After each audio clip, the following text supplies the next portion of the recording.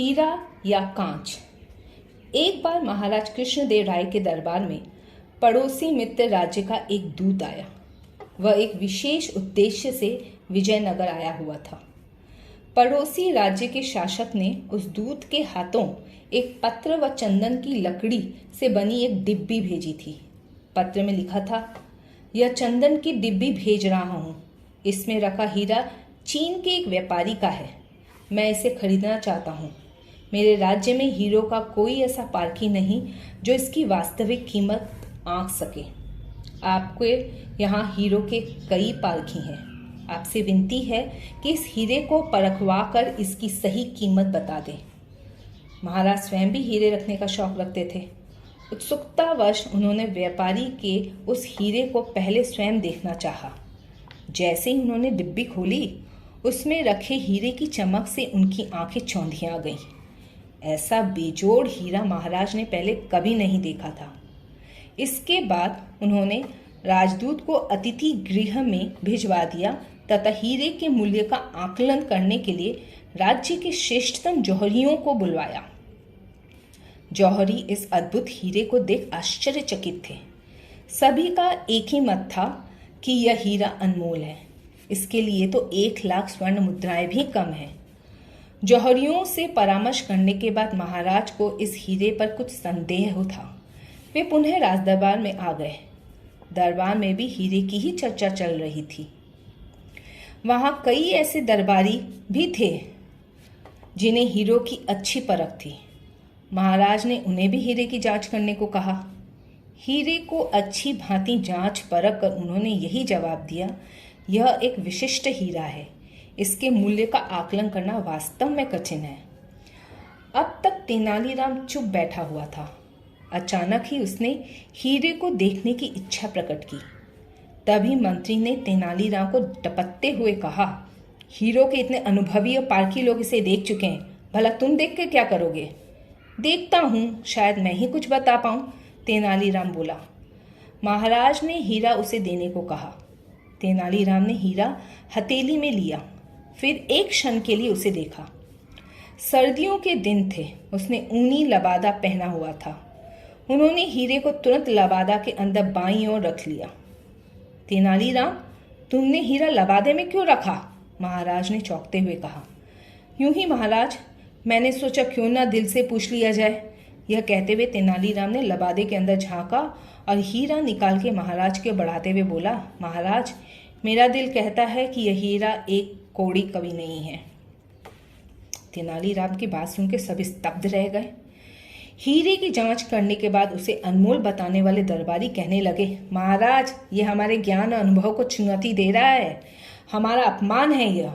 यदि हीरा सचमुच नकली है तो तेनालीराम को साबित करना चाहिए, अन्यथा क्षमा मांगनी चाहिए। महाराज ने तेनालीराम से कहा, तुम कहते हो कि हीरा एक कौड़ी का भी नहीं। यदि ऐसा है तो इसे सिद्ध करो, अन्यथा क्षमा मांगो। तेनालीराम महाराज व दरबारियों को लेकर एक अंधेरे कक्ष में चला गया। वहां उसने हीरा लेकर एक मेज पर रख दिया और कहा, मैंने हीरे को कहाँ रखा है, क्या कोई बता सकता है? सभी चुप रहे। हीरा मेज पर रखे होने के बावजूद भी दिखाई नहीं दिया। तभी तेनालीराम बोला, हीरा आप सबके सामने ही मेज पर रखा है। अंधेरे के कारण दिखाई नहीं दे रहा है। क्या आप इसे असली हीरा मानते हैं? यह सुनकर सभी चकित रह गए। कक्ष में फिर प्रकाश किया गया। सभी ने देखा कि मेज पर पड़ा हीरा प्रकाश होते ही फिर चमचमाने लगा है। तेनालीराम फिर बोला, यह देखने के लिए कि यह हीरा अंधेरे में कैसा चमकता है, मैंने इसे लबादे के अंदर रखा था, परंतु यह अंधेरे में प्रकाशहीन रहा और साधारण पत्थर निकला। सभी को हीरे की वास्तविकता का पता चल गया। हीरा नकली निकला। तेनालीराम की इस सूझबूझ की महाराज ने बहुत प्रशंसा की। उन्होंने अतिथि गृह में ठहरे राजदूत के हाथों चंदन की डिब्बी में हीरा व एक जवाबी पत्र तुरंत भेज दिया। पत्र में उन्होंने पड़ोसी मित्र राजा को स्पष्ट कर दिया कि वह हीरा नहीं बल्कि कांच का टुकड़ा मात्र है, जिसे कुशलता से तराशा गया है ताकि वह अधिक से अधिक प्रकाश परिवर्तित कर सके। राज पुरोहित की चोटी। एक बार महाराज कृष्णदेव राय दरबार में बैठे हुए थे कि अचानक उन्हें कुछ बात सूझी। उन्होंने तेनालीराम से प्रश्न किया, क्या तुम बता सकते हो कि मनुष्यों में सबसे अधिक मूर्ख, डरपोक तथा सबसे शयाना कौन है? तेनालीराम ने एक दृष्टि राजपुरोहित पर डाली और चटखारा सा लेते हुए कहा, जी महाराज, ब्राह्मण सबसे अधिक डरपोक व कुछ मूर्ख होते हैं, जबकि वैश्य सबसे अधिक सयाने होते हैं। परंतु तेनालीराम, महाराज ने आश्चर्यचकित होकर कहा, ब्राह्मण तो पढ़े लिखे और विद्वान होते हैं, भला ब्राह्मण का वैश्य से क्या मुकाबला? महाराज, मैं अपनी बात को साबित कर सकता हूँ।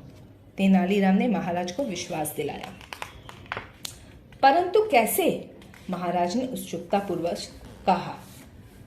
महाराज, कल दरबार में मैं आपको यह बात साबित करके दिखाऊंगा। अगले दिन दरबार लगा, यह देखने के लिए कि तेनालीराम कैसे अपनी बात सिद्ध करता है। सभी लोग आए हुए थे। तेनालीराम ने राजपुरोहित की ओर मुखातिब होकर कहा, राजपुरोहित जी, महाराज ने मुझे एक कार्य सौंपा है। इसे पूरा करने के लिए मुझे पूरी स्वतंत्रता है कि मैं जिसे चाहूं दंड दे सकता हूं और जिसे चाहूं उपहार। क्यों महाराज?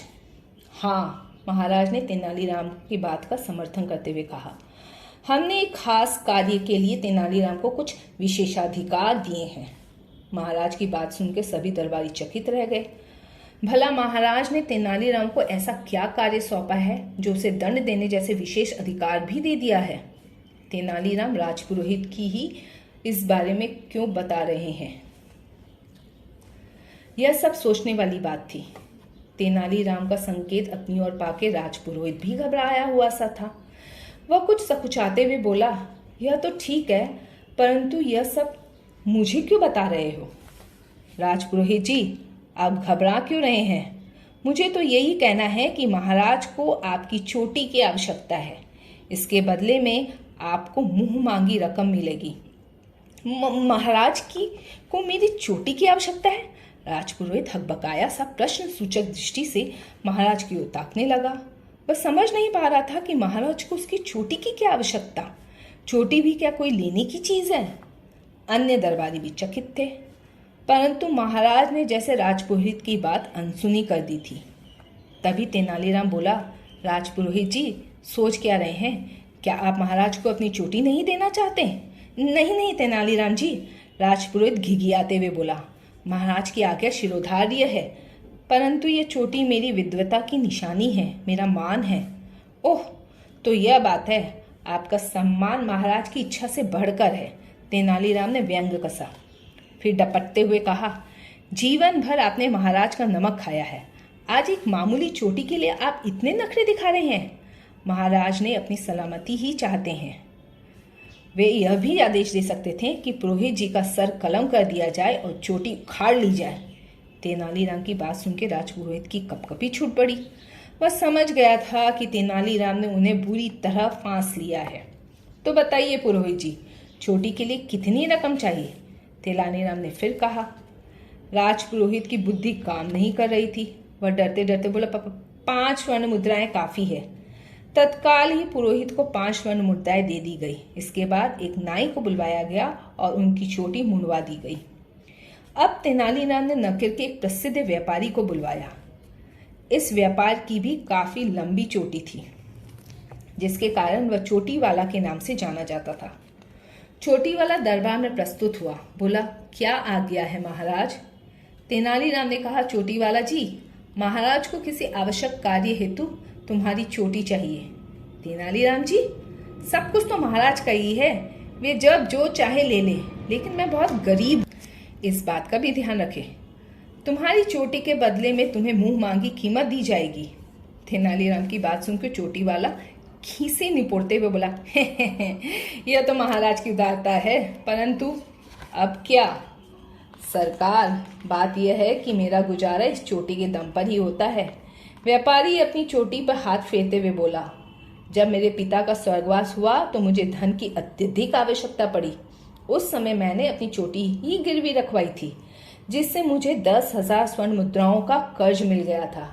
इसी तरह जब कभी भी मुझे धन की आवश्यकता होती है, मैं इसी चोटी के नाम से उधार उठाता हूँ। साफ साफ बताओ तुम कहना क्या चाहते हो, कितनी स्वर्ण मुद्राएं चाहिए तुम्हें? जी हुजूर, 30,000 स्वर्ण मुद्राएं, चोटी वाले ने हिचकिचाते हुए कहा। ठीक है, तुम्हें यह मूल्य चुका दिया जाएगा। महाराज ने के आदेश पर चोटी वाला को 30,000 स्वर्ण मुद्राएं दे दी गई। इसके बाद वह नाई के आगे बैठ गया।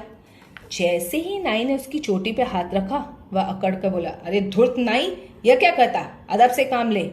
जानता नहीं अब यह महाराज की चोटी है। राजा ने तुरंत आदेश दिया, इसे इसी वक्त धक्के मार के दरबार से बाहर निकाल दिया जाए। चोटी वाला ने अपनी स्वर्ण मुद्राओं की पोटली उठाई और छू मंतर हो गया। इस पे तेनालीराम अपनी हंसी नहीं रोक पाया। महाराज, अब तो आप समझ ही गए होंगे कि मूर्ख कौन है और सयाना कौन।